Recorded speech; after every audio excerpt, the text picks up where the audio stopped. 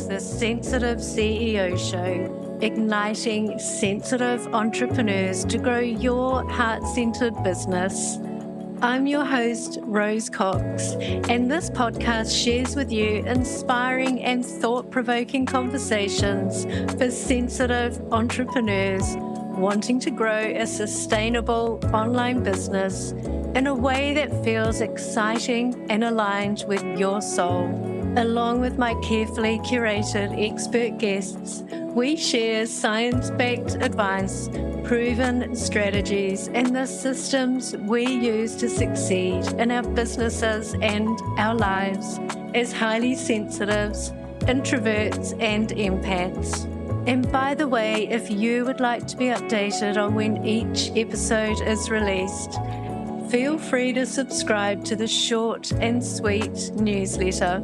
You'll also get weekly recommendations and tips, especially for HSPs, empaths, and introverts. To subscribe, pop on over to the website sensitiveceo.show or rosecox.com/pod. Now on to today's show. Hey, it's Rose and welcome to another episode of the Sensitive CEO Show. And in this week's episode, it's my pleasure to introduce you to Krista Walsh. Krista is a website copywriter and strategist, helping client-based businesses turn their websites into lead-generating machines. Welcome, Krista. Wonderful to talk to you today. Thank you for welcoming me. I'm excited to be here. I would love for you to share with the audience what got you into what you do now. I started several years ago as a freelance writer and editor. So I was doing basically anything anyone would hire me for. So a lot of weird projects. I even did some ghostwriting of novels and stuff like that.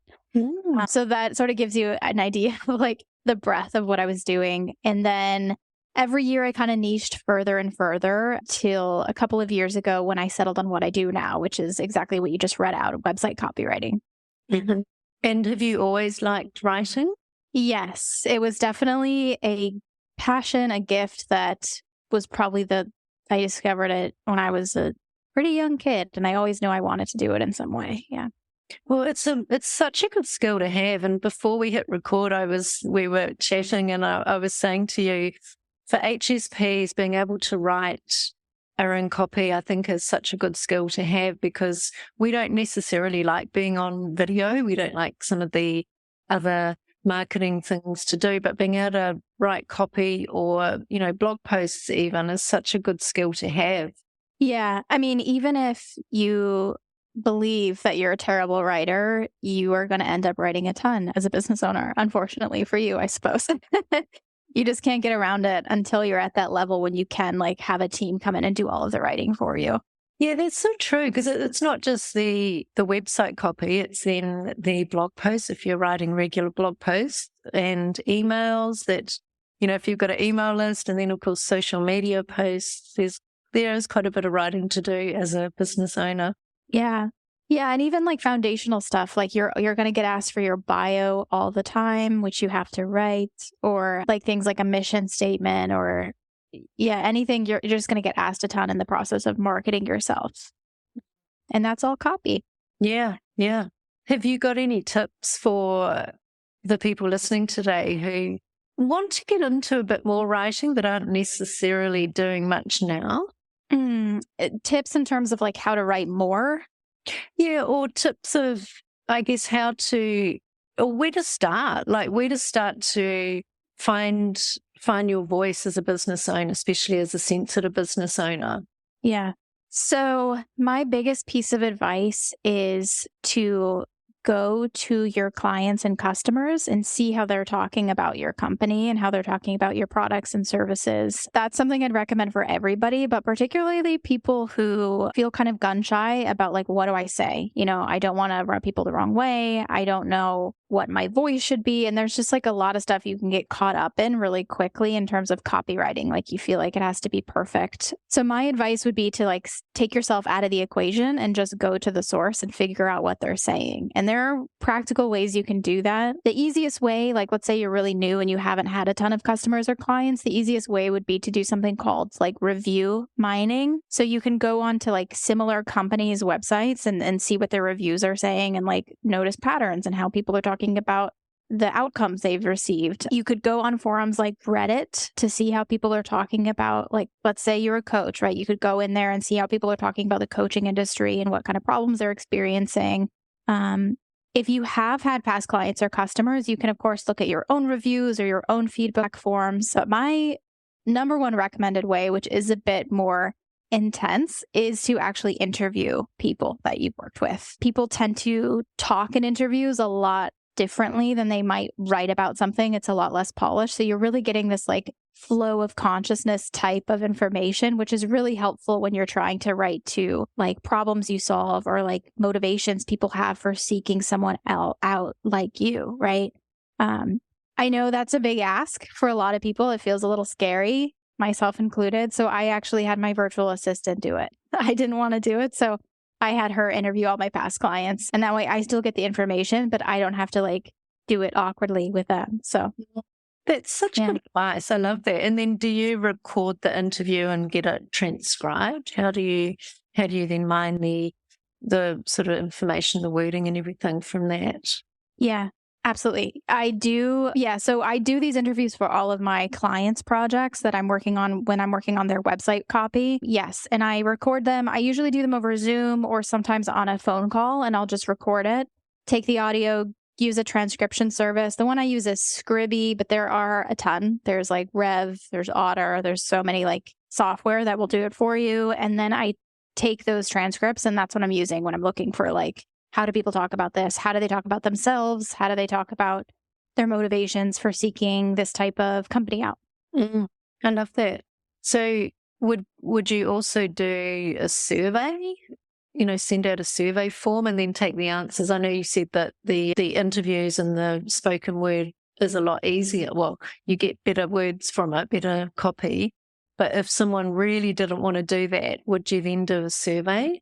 Yeah. So I have in the past, occasionally, if somebody really doesn't want to ask for the interviews, or sometimes it's like I did have one client because she was in the mental health field and she felt like she couldn't ask people to be recorded when they're talking about their experience. So she did an anonymized survey. So that way there wasn't any like HIPAA violations. So yeah, the thing with the surveys, the information you get is definitely not as good. People sometimes you'll get lucky and people will like pour their heart out on the page. A lot of people will just like write a sentence or like a couple of phrases. And so you really have to, and you don't have the opportunity to ask follow-up questions, particularly if it's anonymous.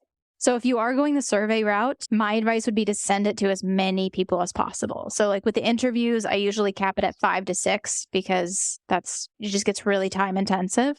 Yeah. But with surveys, I would say send it to everybody you can, right? So that to account for, you're going to get some people who just are going to barely respond. Great advice. Thank you. What are some introverted or HSP friendly ways of writing copy?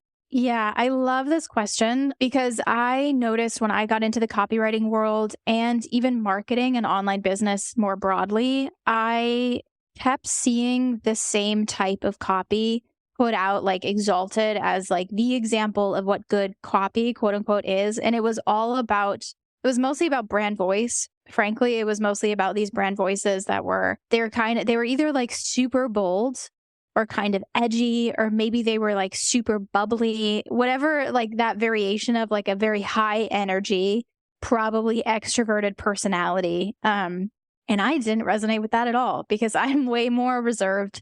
I definitely do not write with like a lot of exclamation points, or I don't like throw in like curse words. I don't make a ton of jokes like when I'm personally writing my own copy because it doesn't feel aligned with my personality. So I've actually done a lot of thinking into, okay, how do we talk about how to write copy in a way that feels aligned with people who are more sensitive or who are empaths or who just have a more like quieter personality. So I have 6 strategies, and we can kind of go through them if you're interested. Yeah, I would love for you to share them. Thanks, Krista.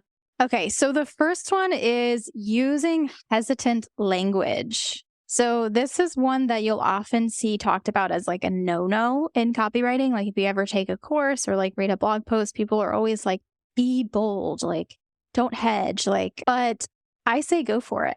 I think it can convey like hesitant language. By that, I mean things like saying maybe or perhaps, or maybe you're feeling this way. You might be thinking this right now. Like just these caveats that sort of, are you admitting that you don't actually like know exactly how someone's feeling, or you don't actually have the answers? I think it's just a really easy way to add a level of nuance and to slow the pace of your writing. That goes counter to a lot of advice that's just like, you have to be bold all the time. And if that doesn't align with you, you don't have to do it. And I think it also gives the reader a sense of safety. At least readers who are HSPs will read that and feel a little bit safer, like you're not trying to tell them how to feel. You're not trying to like overpromise. To me, it conveys a level of honesty and nuance. Yeah, and that's super important. I love that you brought up the safety thing, because it's so important for us as HSPs to feel that it's a safe space and it's someone that we want to work with and someone who we want to align with as well. Yeah. Yeah. And I think in conversation, HSPs tend to be really good at responding to energy in the room, right? So if somebody is feeling like a little hesitant, you're not going to like lean forward and like push something onto them. And in copy, obviously, you don't know how somebody is feeling when they're going to be reading it. So that's why when I write like sales pages for myself, for example, or like sales email sequences, I tend to err on the side of let's be hesitant and more gentle with the sales pitch, because I don't know how somebody is going to be, what state they're going to be in, you know? I love that. That's so thoughtful. That thoughtful is the word that comes to mind. I think it's beautiful. So that's the first strategy. What's the second one, Krista? The second one is just to say what you mean. So again, I think when we look at copywriting examples and we look at how to do copywriting, we can get really caught up in the words. Like the words have to be punchy. Like we have to like be really engaging with our sentences, and maybe we have to like throw in some jokes, or we have to like write in a particular way. So if you're feeling any kind of like, I don't know how to do that, you don't have to do that. Actually, the most powerful part, like as a professional copywriter, most of what I do is the messaging piece. So actually uncovering like, what are the pain points? What is the unique selling, aspect of this product or service? And I think you can just, if you figure out those things, you can just like say that. Like you don't have to worry about how it sounds as much as you think you do. So I would spend less time on the voice, less time on, how punchy your writing sounds, and way more time on understanding, like, if you're having a conversation with somebody, like what kinds of like actual information about how you work or what you do will resonate with them. Yeah. I love that one, because there's nothing worse when someone beats around the bush and you're reading something and it's like, get to the point. What do you mean? Yeah. Yeah, that is another point. I see a lot in email copywriting, I think particularly, where like so many sales emails will start with a very long story. And then at the end, they will pivot into the pitch. And partly it's because I'm in marketing, so like I get a lot of those, but I don't know. I wonder if there is some like general audience fatigue with that kind of rhetoric. Like I'd much prefer somebody just like give me the sales pitch so that I can like have the information and then I can make a decision, instead of reading a story that I know isn't really a story, If you're telling a story just for the sake of the story, that's a different story, but yeah. So what is the third one? So the third one is kind of what I opened this interview talking about, to focus on what we call in the marketing world voice of customer, not your voice. Not to say if you have a really strong voice and you want to, be strong with that in your copywriting, absolutely. But it can be helpful for HSPs who, not all HSPs, but a lot of us tend to have like softer personalities, like that don't have the hard edges, that aren't like the people who like walk into a room and own it necessarily right away. So if you have like less of a strong personality and you're not sure how to like write copy with that kind of thing, this is where focusing on your client's points of view can be really helpful. It just takes the lens off you, puts it on them, and doing that through the interviews and the surveys and stuff I talked about. And in my opinion, that's what a lot of us HSPs do naturally in conversations is we're not coming in like often we're not the people like cracking jokes in the center of the attention, but we're the people having like really intimate connections in the corner because we're really good at listening and we're really good at like reflecting back to people what they're giving us and like matching energy. So that's why I think that one's a really good strategy. Yeah, I love that one. And it's, as you say, we're using the gifts that we already have and we are such good listeners. So yeah, really lean into that. I love that. So what is the fourth one? The fourth one is to share your story. So this is pretty self-explanatory, but if you are feeling skittish about doing any kind of selling, oftentimes if you have a service or a product and you're an entrepreneur, a lot of us got into that business because we experienced the problem and then we figured out how to solve it. And now we're shepherding others through that same journey. So if that kind of is your story too, then that lends itself really well to a natural way of selling what you do without it being like quote unquote sales copy. Like you can just share your experience. You're not trying to get into someone else's head at that point. You're just saying like, here's what I went through. Here's how I figured it out. And that's what I can help you do. And that is so powerful because I mean, that's why like we relate to movies and stuff because we see ourselves in the stories of others. Yeah, I love that one. And I guess it's being vulnerable as well because a lot of us have been in those places that we have struggled, but we are often, our clients are ourselves many steps behind us or sometimes just a few steps. So yeah, I love that one. And I think when you're sharing your voice or your story, it's actually coming from you. It's not someone else's idea I love that one. So yeah, exactly. Yeah. What's number 5? Number 5 is to stand for something. So this one can be a way to get some bold messaging into your copy without like faking a personality that's not yours or like an energy or a disposition that's not yours. Is if you care about something deeply that's related to your company. So I know a lot of HSPs, we feel stuff deeply, and a lot of us started our companies because of a larger problem that we see, like a collective struggle that's going on. And we're like, we've got to help people bring that to life. So if you stand for something, you could make that actually like a central piece of your messaging. And I feel like that would come really naturally for you if it is true for you, right? I love that one. What would be an example? Like, do you have an example of what you stand for? Let me think about that really quick. Can I give an example of a client of mine? Because I think hers is a stronger. Yeah. So she's a mindset coach, like working with the subconscious for actors. And so what she stands for is, this is also kind of her personal story coming in here too, but she struggled as an actor, like being successful for a long time because of mindset blocks that were getting in her way, stemming from a lot of like negative past experiences she'd had, even to the point where she was like diagnosed with some chronic illnesses related to that. And so she basically healed herself through understanding these modalities and working with other practitioners. And she realized that that was the pathway to her success.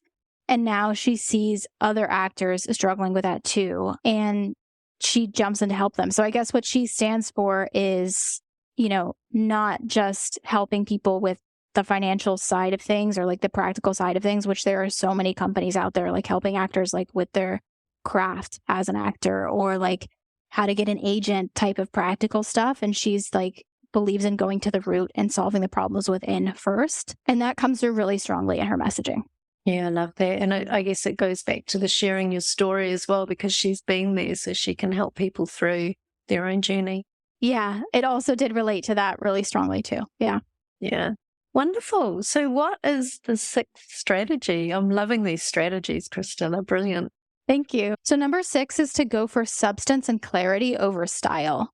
So this goes back to the earlier conversation we were having about like, okay, copywriting isn't just about the words, and it isn't just about like, this word is like punchier than that word, or this word is like cleverer, or like, do I need to throw a joke in here? Or like people getting lost in the writing. There's obviously some of that in there, but if your primary goal is to really just share the substance of what your message is and aim for clarity, like make sure like if somebody reads this homepage, there is no way that they're going to read this and not understand like what I do, what the outcome is for my clients, and what makes me different from like the next person down in Google search results, for example, right? Like, so if you can get there with the clarity, you are 90% of the way there. And then at that point, if you want to like come in after and you want to look at the style and like punch it up a bit, you're totally welcome to do that. But I think going for clarity first can be really helpful for people who are struggling to get started, who are feeling kind of gun shy about copywriting because it feels like it has to be this like really fun or like really engaging, quote unquote, thing that has to be like really great and like Don Draper wrote it or something. It really doesn't. It's really just about like making sure people get what you're saying. Brilliant. I love this framework, and I think it's such a good framework to follow when you're starting out, or even when you're a seasoned copywriter, I guess, having all of these in mind, all these 6 strategies in mind. Yeah, I agree. So I wanted to ask, a big part of copywriting is SEO, search engine optimization. How important do you think it is when you're writing, say, your front page of your website or your about page or even a blog post? Yeah, so it depends. If your goal is to get traffic through Google, it's obviously incredibly important. So SEO is a focus of mine when I do website copy projects, but not for every client. Sometimes clients come in and they're like, I don't really need a rank on Google because I have like 50,000 LinkedIn followers. Like there's just like no reason for me to like do that. Or they have some other like marketing channel that's working really well for them. So they're not all that interested in it. Or they're in an industry where they're not niched enough for it to make sense. Like a really common one I see is if you're like a business coach, but you have no, there's not really a niche yet. Like you're just like, I just coach anyone right now because I'm still figuring it out. Like don't try to like do SEO for like the phrase business coach, because at this point in 2022, when we're recording this, you're not going to be able to rank for that term. It's way too general. So wait until you have like a thing that you do that's specific enough that people who are Googling for it are definitely your ideal clients and you're able to rank for it. And if that's the case for you, go for it. Absolutely. It's important. I love that advice. I'm so glad I asked that question. It was a curly one that I threw in, but I think that's really helpful because so many people believe that SEO is the be all and end all, that they have to SEO their website. And as you pointed out, it's not always relevant for everyone. So brilliant. Thank you. Yeah, not always. If it is, it can work really well for you. I mean, for me personally, Google is my main source of leads for my business. So it works really well for me. And for many of my clients, like especially if you have a local based business, you have a really good shot of ranking because, your market is suddenly like just your city or just your region and not all of the world. Yeah. So that can be a good hint that you might be in a good place. Like if you're a photographer in like Baltimore, maybe you can rank for photographer, like wedding photographer Baltimore, you can probably get there. Yeah. And it can be huge for you if it works. Yeah, definitely. I've had most of my leads come from SEO as well. So I know the power of it. It's amazing. But the local search is so much easier, isn't it, than worldwide? Yeah. It is. I will add one thing to this because you mentioned blogging. So let's say you are somebody and you're like, God, I would really like to get traffic from Google, but I am somebody who it's just impossible for me to rank my homepage or my services page because I don't have a niche or because like the market is so saturated that it's just like I can't compete with the companies. I've been trying, it's not working. Your blog can be a way in. It's a little more indirect because it's not people who are like searching to like hire a coach or like searching to like hire a financial advisor right away, but they might be searching for a topic related to what you do. They'll find your article, which will be much easier to rank because it's like a much like more niche keyword for a blog post. And then they'll read your blog post. If they like it, maybe they'll reach out right away. Most likely what they would do is like join your email list and then they'll stay on there for a couple of months and eventually become a client. So it's like way less of a direct path, but you can definitely grow an audience that way too, through Google. Brilliant. Thank you for adding that in. That's really important to remember. So this has been amazing. I've loved everything you've shared today. And I have one final question before we wrap up that I ask all of my podcast guests. When you feel overwhelmed or unfocused, what do you do? The number one thing I do is take a walk.